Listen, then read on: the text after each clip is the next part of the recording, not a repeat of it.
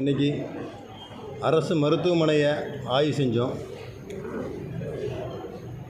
இங்கே மருத்துவ நிபுணர்கள், மருத்துவ கட்டமைப்புகள், மருந்துகள், கையிருப்பு எப்படி நம்ம ஸ்டாக் எப்படி நம்ம மெயின்டைன் பண்ணுறோம், மற்றும் என்னென்ன தேவைகள் இருக்குது, என்னென்ன பிரச்சனைகள் இருக்கிறது கொண்டு அவர் ஆய்வு செஞ்சோம்.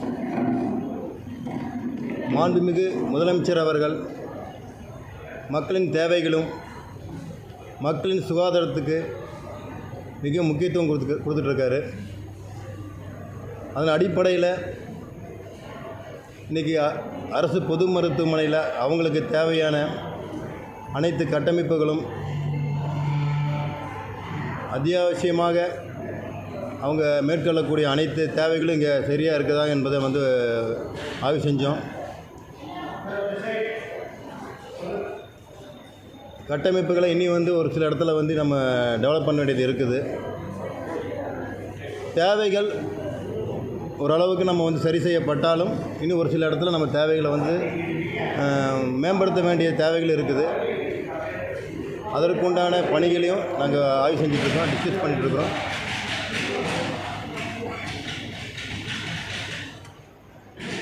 இது இன்றைக்கி மட்டும் இல்லை, இன்னும் ரெகுலராக இது ஆய்வு நடக்குங்கிறது எடுத்து தெரிவிச்சுக்கிறோம்.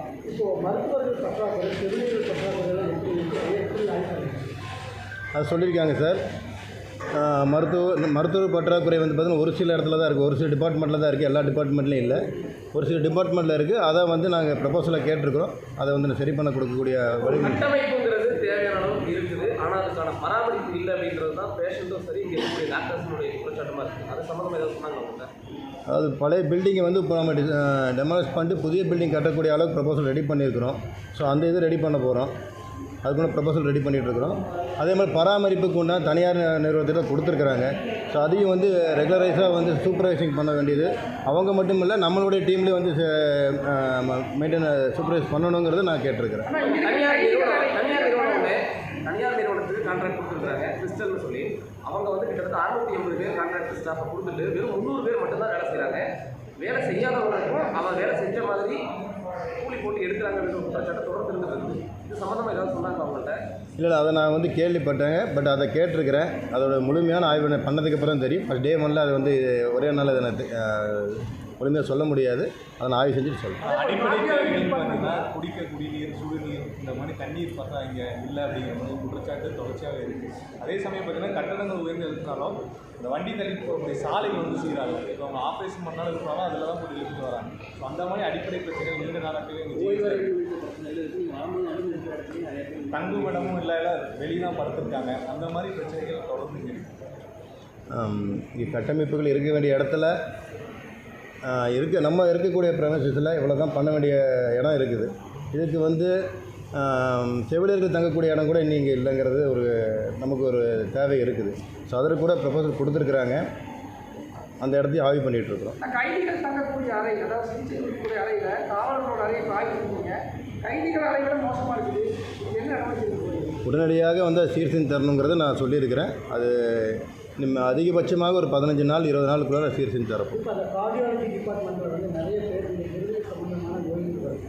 அதில் 200 பேர் 250 பேர் லிஸ்ட்டு அதை எப்படி நம்ம இது பண்ண முடியும்? நிறைய பேர் கார்டியாலஜி டிபார்ட்மெண்ட் இல்லைன்னா கோவை மட்டும் இல்லாமல் இதயத்தை பார்க்கக்கூடிய பல்வேறு மாற்றங்கள் வராங்க. நோயாளிகள் எண்ணிக்கை இங்கே அதிகமாகிட்டே இருக்குது.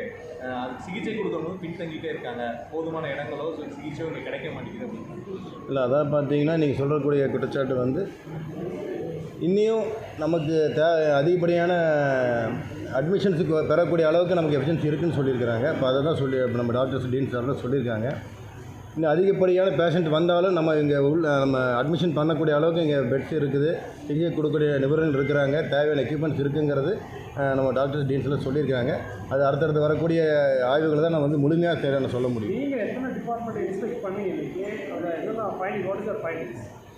ஸ்கேன் சென்டர் பார்த்துருக்கேன், அப்புறம் எக்கோ இதெல்லாம் பார்த்துருக்கோம், அப்புறம் ஓபி பார்த்துருக்கேன், அப்புறம் கேன்டீன் குவாலிட்டி வரக்கூடிய நோயாளிகள் அவங்க பார்வையாளர் கூட வரவங்க அவங்க சாப்பிட கேன்டீன் பார்த்துருக்குறோம்.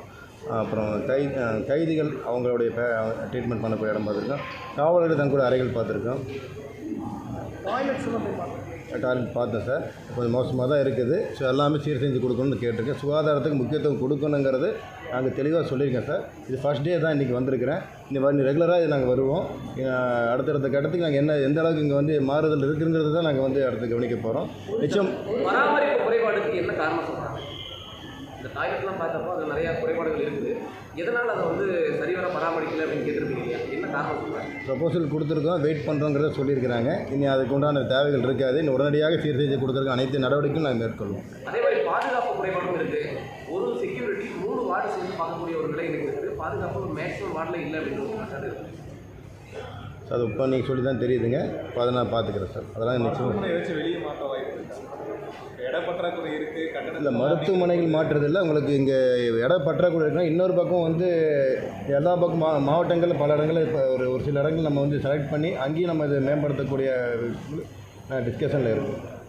ஆய்வுகளுக்கெல்லாம் நடவடிக்கைங்கிறது முந்தைய ஆட்சிகள் இல்லாத மாதிரி ஏதாச்சும் ஸ்ட்ரிஞ்சன்ட் ஆக்ஷனாக இருக்குமா? போர்க்கால அடிப்படையில் தீவிரமாக உடனடியாக செயல்படுறாங்க குழுக்கள் அமைக்க போகிறீங்களா? ஏதாவது டேரக்டர் சூப்பர்வைசிங்கில் ஏதாச்சும் குழுக்கள் இந்த மாதிரி அமைக்க போகிறீங்களா? அரசு மருத்துவமனை சார்ந்த விஷயங்கள் இல்லை, உதாரணத்துக்கு சொல்ல போனால் இப்போ எபோலா இன்றைக்கி வந்து உலகத்தை அச்சுறுத்தக்கூடிய ஒரு மிகப்பெரிய வைரஸு.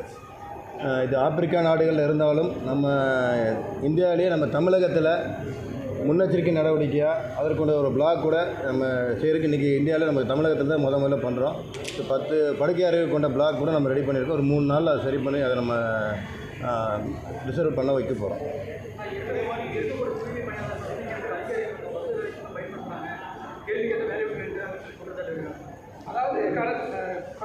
இந்த குற்றச்சாட்டுகளை நாங்கள் நிச்சயமாக கண்காணிச்சுட்டு தான் இருக்கிறோம். அதுக்கு நடவடிக்கை எடுப்போம். நிச்சயமாக அதை வந்து நீங்கள் சொன்னது போல் இருந்தால் அவங்க மேலே கடுமையான நடவடிக்கை நாங்கள் ஏற்கனவே இது சம்பந்தமான குற்றச்சாட்டுகள் கடந்த சில மாதங்களாகவே தொடர்ந்து இருக்குது. அதிகாரிகள் வந்து தங்களுக்கு வேலை செய்யலை அப்படிங்கும்போது அவங்க மேலே துறை ரீதியாக நடவடிக்கை எடுக்கிறதுதான் புரியுறாங்க சார். நாங்கள் இப்போ பதவியேற்று 1 வாரம் ஆச்சு. இது முதல் முறையாக வந்திருக்கிறேன். இனி ரெகுலராக வருவோம். நீங்கள் சொல்லக்கூடிய எந்த ஒரு பிரச்சனையும் அடுத்தடுத்து வரக்கூடியதில் எல்லாமே தீர்வுகளாக தான் இருக்குமே தவிர குற்றச்சாட்டுகள் இருக்காதுங்கிறது நான் உறுதியாக சொல்கிறேன். நேரடி கவனத்துக்கு 2 பேர் சொல்லுங்க ஒன்று கேட்க. நேரடி கண்காணிப்பில் வச்சுக்கிற மாதிரி உங்களுக்கு நேரடியாகவே வந்து சேர்கிற மாதிரி உலகத்தில் புகார் செய்திகள் அந்த மாதிரி தனியாக நிச்சயமாக அது வந்து பார்த்தீங்கன்னா ஒவ்வொரு தொகுதி வாரியாக நான் என்னோடய சைட்லேருந்து பண்ணுறேன். அமைச்சர் என்ற முறையில் அனைத்து பகுதியில் இருக்கக்கூடிய குறைகளையும் நேரடியாக எடுக்கக்கூடிய அளவுக்கு ஒரு வெப்சைட்டு ஈஸியாக ஃபோன்லேயே வந்து அவங்க குறைகளை சொல்லக்கூடிய அளவுக்கு நாங்கள் ஈஸியாக கொண்டு வரோம். சாதாரண மக்கள் கூட ரொம்ப எப்படி சொல்கிறதுங்க, ஆன்லைனில் போய் கஷ்டப்பட்டுலாம் போட வேண்டாம். மொபைல் ஃபோன்லேயே நீங்கள் கூப்பிட்டு சொன்னாவே அவங்க ஈஸியாக அவங்களுக்கு ரீச் பண்ணுற அளவுக்கு அனைத்து வசதிகளும் கொண்டு வர போகிறோம். நீங்கள் ஆரம்ப காலத்தில் வந்து அரசு மருத்துவமனையில் மன்றத்தில் இருக்கக்கூடிய உணவுகள் கொடுத்துருக்கீங்க, குழந்தைகளுக்கு நலத்திட்டங்கள் பண்ணியிருக்கீங்க. அப்படி இருக்கும்போது அரசு மருத்துவமனையில் பிரச்சனைகளை வந்து நீங்கள் தொடர்ந்து பார்த்துருக்கீங்க. அடிப்படை பிரச்சனைகளை சரி செய்தாலே வரக்கூடிய நோயாளிகள் வந்து நம்ம பெரிதும் இதாகிடும். அப்படி இருக்கும்போது இது தீர்வுங்கிறது நீங்கள் எத்தனை நாள் சொல்கிறீங்க வந்துட்டீங்க அப்படிங்கிறபோது எத்தனை 1 மாத காலத்தில் பண்ணுறீங்க அப்படிங்கிறது எடுக்கலாமா? ஏதாச்சும் கால அவகாசம் எவ்வளோ எடுக்கலாம்? கூடிய விரைவில் அதாவது டே பை டே உங்களுக்கு நீங்கள் டெவலப்மெண்ட்ஸ் பார்ப்பீங்க. எத்தனை நாள் சொல்ல ஒவ்வொரு நாளும் நீங்கள் அதுக்கு உண்டான அடுத்தடுத்த கட்டத்துக்கு மூவ் ஆக போகிறோம். நீங்கள் அது டெவலப்மெண்ட்ஸ் நீங்கள் நிச்சயமாக பார்ப்பீங்கிற உறுதி நான் நிச்சயமாக சொல்கிறேன். எனக்கு இப்போ கூட நிறைய பேர் என்ன சொன்னாங்கன்னா, அமைச்சர் வராருங்கிறதுனால தான் இன்றைக்கி ஹாஸ்பிட்டல் நீட்டாக இருக்குது. இன்றைக்கி தாங்க எல்லாமே காலையிலேருந்து ஃபுல்லாக எல்லாரும் வேலை செஞ்சாங்க. நேற்று இன்றைக்கி காலையில் வரைக்குமே உள்ளே வர முடியாத எல்லாமே இருந்துச்சு. வெளியில் இருந்தவங்க சொன்னாங்க. அந்த நிலையில் இன்ன வரைக்கும் இருக்குது. காட்சிகள் நீங்கள் சொல்கிறது போல் அடுத்த முறை நான் எந்த ஒரு முன் அறிவிப்பு இல்லாமல் நான் வர சர்ப்ரைஸ் விசிட் பண்ணுறேன். சரி, பார்த்துடலாம். இந்த காலகட்டங்களில் இருந்த மாதிரி அதிகாரிகள் நீண்ட நேரம் காத்திருக்க வைக்கப்படுவது போன்றது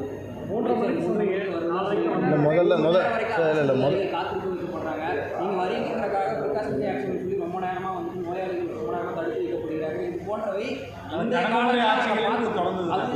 ஊடக நண்பர்களுக்கு முதல்ல நான் முதல்ல மன்னிப்பு கேட்டுக்கிறேன். ஏன்னு கேட்டிங்கன்னா முழுமையாக சொல்லிடுறேன். ஏன்னு கேட்டிங்கன்னா எனக்கு வந்து ஒரு 3:30ங்கிறது உங்களுக்கு கொடுத்த டைமு. எனக்கு 4 o'clock தான் வந்து ரீஷெடியூல் பண்ணாங்க. தேவையான டைமிங்குக்காக ரீஷெடியூல் 4 o'clock பண்ணாங்க. 4 o'clock நாங்கள் வந்துட்டு கிளம்பிட்டேன். வர்றதுக்கு ஒரு 10 minutes ஆச்சு. 4:15 நான் வந்துட்டேன்னு நினைக்கிறேன். 4:30. அதே போல் அரசு மருத்துவமனையில் மருந்துகள் வெளியே டாக்டர்ஸே வந்து வெளியே அவங்களே ஒரு நம்பர் கொடுத்து எங்ககிட்ட கான்டாக்ட் பண்ணிங்கன்னா கிடைக்கும். அடுத்த முறை என்னுடைய மெடிசன்ஸை வந்து ஹாஸ்பிட்டலில் கொடுத்துருவாங்க. வேறு ஏதாவது தேவையில்லாத அடிஷ்னல் மெடிசன்ஸை வெளியில் இருக்கிற ஃபார்மசியில் வாங்கி கொடுத்துருங்க. ப்ரிஸ்கிரிப்ஷன் எடுத்து சீல் பண்ணி கொடுத்துறாங்க. வெளியிலேருந்து ஃபார்மசியில் வாங்கிட்டு வந்து வெளியில் டாக்டர்ஸ் எடுத்து இன்ஜெக்ஷன் வெளியிலேருந்து வாங்குறாங்க. இல்லை இப்போ வந்து இப்போ நீங்கள் சொல்கிறது கேட்கும்பொழுது எனக்கு ஒரு சின்ன ஒரு ஐடியா தோணுது. சஜஷன் பாக்ஸ் வந்து உங்ககிட்ட இருந்து நான் வாங்கிக்கலான்னு தான் இருப்பேன். ஏன்னா குற்றத்தை உங்ககிட்ட இருந்தால் நிறைய கம்ப்ளைண்ட்ஸ் வருது. ஸோ உங்ககிட்ட இருந்து தெளிவுபடுத்திக்கலாங்கிறது வேறு ஒன்றும் கிடையாது. தெளிவுபடுத்திக்கலாம். ஸோ அதில் வந்து எங்களுக்கு ஒரு இல்லை அது நான் தப்பு சொல்லுங்க. எனக்கு உங்கள் சைட்லேருந்து நிறைய ஒரு விழுப்புரம் நிறைய விஷயம் உங்ககிட்ட இருந்து தெரியப்படுத்துறீங்க. ஸோ அதை நான் எடுத்துக்கிறேன். அதுக்கு உண்டான தீர்வாக கூட கொடுக்குறேன். நான் என்னுடைய பார்வைக்கு வந்த கம்ப்ளைண்ட்ஸை வந்து நான் ரெக்டிஃபை பண்ணிகிட்ருக்கிறேன். ஸோ உங்கள் சைட்லேருந்து வரக்கூடிய அனைத்தையுமே நான் வந்து கண்காணிக்கிறேன். நிச்சயமாக சரிப்படுத்தக்கூடிய அனைத்து வேலையும் செய்கிறேன். ஆய்வு பண்ண நீங்கள் இங்கே இருக்கக்கூடிய நோயாளிகள் அவங்களுடைய உறவினர்கள் அவங்களுக்கு ஏதாவது பேசுவீங்களா? எப்படி பார்த்துட்டு வந்தேங்க. குழந்தைகளுடைய வார்டில் பார்த்தேன். ஸோ அவங்ககிட்டயும் கேட்டேன். உடனடியாக நல்ல ட்ரீட்மெண்ட் பார்க்குறாங்க. ஸோ எல்லாமே பண்ணிகிட்ருக்குறோம். நீ அடுத்ததாக நீங்கள் சொல்லுவோம் சர்ப்ரைஸ் விசிட் வரேன் நான். சார் துறை ரீதியான அதுக்கு நடவடிக்கை எடுக்கப்படும் சார். ஒரு சிலரும் சொல்கிறீங்க. ஸோ அதை என்னன்னு சொல்லி பார்த்துக்கிறேன். மினிஸ்ட்ரியோட ரெப்ரஸன்டேட்டிவ்லாம் இருந்துச்சு. இப்போ 2 மினிஸ்டர் இருக்கீங்க. கோவை எப்படி வளர்ச்சி மாதிரி இருக்குது என்ன பண்ண முடியும்? சார் நிச்சயமாக அனைத்து துறைகளிலும், அதாவது மாண்பு முதலமைச்சருடைய மேற்பார்வையில் அனைத்து துறைகளிலும் இந்த சார் டெவலப்மெண்ட்ஸ் இனி பார்க்க போகிறோம். மக்களோட நம்பிக்கையை முழுமையாக பெற்றக்கூடிய ஒரு அரசாக நமது மாண்பு முதலமைச்சர் இருக்கிறாரு. அதை மக்களோட நம்பிக்கை முழுமையாக செய்யக்கூடிய பொறுப்பில் நாங்கள் இருக்கிறோம். முழுமையாக செய்வோம் சார். லஞ்சம் இல்லாத ஒரு ஆட்சியை உருவாக்குறது சிஎம் சொல்லியிருக்காரு. இப்போ இந்த பிஹெச்டி பார்த்தீங்கன்னா நிறைய பிரைமரி இஷ்யூஸ் நிறையா இருக்குது. டிபார்ட்மெண்ட்ஸில் வந்து கொடுத்தா தான் உள்ளே விடுறாங்க அப்படின்ற மாதிரிலாம். அதுக்கு வாட் கைண்ட் ஆஃப் ஸ்டெப்ஸ் எடுக்கிறீங்க? ஸோ அந்த போல் நடக்கக்கூடிய எந்த ஒரு நபராக இருந்தாலும் இமீடியட்டாக அவங்க சஸ்பெண்ட் பண்ணப்படுவாங்க. துறை ரீதியாக நிச்சயமாக அவங்க நடவடிக்கை எடுக்கப்படும். துறையில் வந்து தமிழகம் முழுவதும் உள்ள கட்டடங்கள் ஆய்வு செய்து எவ்வளோ ஸோ புரியுது. சொல்லுங்கள் சார் மேடம். தமிழகம் முழுவதும் உள்ள பிற்படுத்தப்பட்ட துறை அரசு அலுவலகங்கள் அந்த கட்டடம் சிங்களமடையில் ஏதாவது இருக்கிறாங்க. மாணவர்கள் தங்க முடியாத சூழ்நிலை ஏதாவது தங்க முடியாத சூழ்நிலை எதுவுமே இல்லைங்கிறத சொல்லியிருக்கேன். ரிப்போர்ட் வந்திருக்குது. நான் இன்னும் எல்லாம் கிட்டத்தட்ட 1300 சில்லற ஹாஸ்டல்ஸ் இருக்குதுங்க. ஸோ எல்லாமே இப்போ ஆய்வு செய்யலை. கொடுத்துருக்க ஒரு ரிப்போர்ட்டின் படி எனக்கு 1 வாரம் தான் ஆச்சு. உங்களுக்கு கொடுத்துருக்க ஒரு ரிப்போர்ட்டின் படி அந்த மாதிரி உபயோகப்படுத்த முடியாத அளவுக்கு எந்த ஒரு ஹாஸ்டல்ஸ் இல்லைன்னு சொல்லி ரிப்போர்ட் கொடுத்துருக்காங்க. நான் நேரடியாக ஆய்வு செஞ்சு அதுக்கு உண்டான அறிக்கைகளை உங்களிடமே நான் சொல்கிறேன். கோவை உங்களுக்கு ஏற்கனவே எல்லாமே தெரியும். உங்களுக்கு முதல்ல பண்ண வேண்டிய வேலை என்ன நினைக்கிறீங்க? சார் ஆல்ரெடி எல்லா இதுலேயும் சொன்னது தான். மக்களுக்கு தேவையான அடிப்படை வசதிகளை இனி நான் மேம்படுத்த வேண்டிய கட்டாயம் இருக்குது. உங்களுக்கு ஹாஸ்பிட்டல்லேருந்து எல்லாமே அதில் தான் வருது. ஸோ அதை தான் ஃபஸ்ட்டு நான் கான்சன்ட்ரேட் பண்ண போகிறோம்.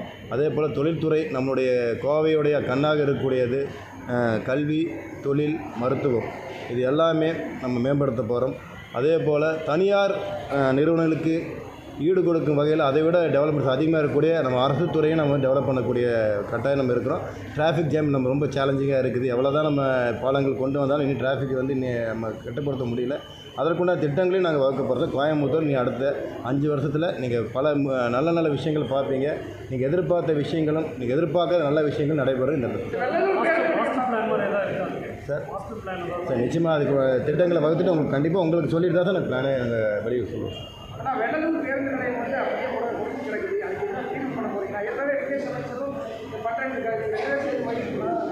நிச்சயமாக சார் துறை ரீதியாக நான் அதுக்கு உண்டான பேச்சுவார்த்தை பண்ணி நாங்கள் நடவடிக்கை எடுக்கிறோம். இப்போ தான் வந்திருக்கு சார். அதெல்லாம் இப்போ இனிமேல் தான் ஒன்றா பார்ப்போம். உங்களுக்கே தெரியும் சென்னையிலேருந்து நாங்கள் இப்போ 2 டேஸ் தான் நான் கோயம்புத்தூரில் இருக்கிறேன். நிச்சயமாக அதற்கு உண்டான அதிகாரிகளை சந்தித்து அதற்கு உண்டான திட்டங்கள் எதனால் ஸ்டாப் பண்ணியிருக்காங்கன்னு அதுக்கு எல்லாம் ஃபுல்லாக ஆய்வு பண்ணி தான் அதை நாங்கள் ரிப்போர்ட் கொடுக்க முடியும். அதை ஆய்வு பண்ணி சொல்கிறேன். கோவை மெட்ரோ பொறுத்த வரைக்கும் நம்மளோட ஆட்சியோட ஸ்டாண்ட் என்னென்னா, ஏன்னா வந்து இப்போ இல்லை அப்படிங்கிற லெவலில் தான் இருக்குது. கோவைக்கு மதுரைக்கு வந்து இல்லை அப்படிங்கிற மாதிரி தான் இருக்குது. நீங்கள் என்ன பண்ணலான்னு சார் ஒன்றிய அரசுக்கு அதுக்கு உண்டான பேச்சுவார்த்தை நடத்தி மெட்ரோ கோயம்புத்தூர் கொண்டு வர வேண்டியது எங்களுடைய மேனிஃபெஸ்டோவில் இருக்குது. ஸோ அதையும் நான் செயல்படும். மாண்பு முதல்வர் அவர்கள் அதுக்கு உண்டான அறிவிப்பு உங்களுக்கு சொல்லுவேன். நிச்சயமாக சொல்லுவேன் சார். அது அறிவிப்பு நாங்கள் அழைப்பு கொடுத்துருக்கோம் சார். அறிவிப்பு அவர் கொடுப்பேன். நிச்சயமாக எதிர்பார்க்கலாம்.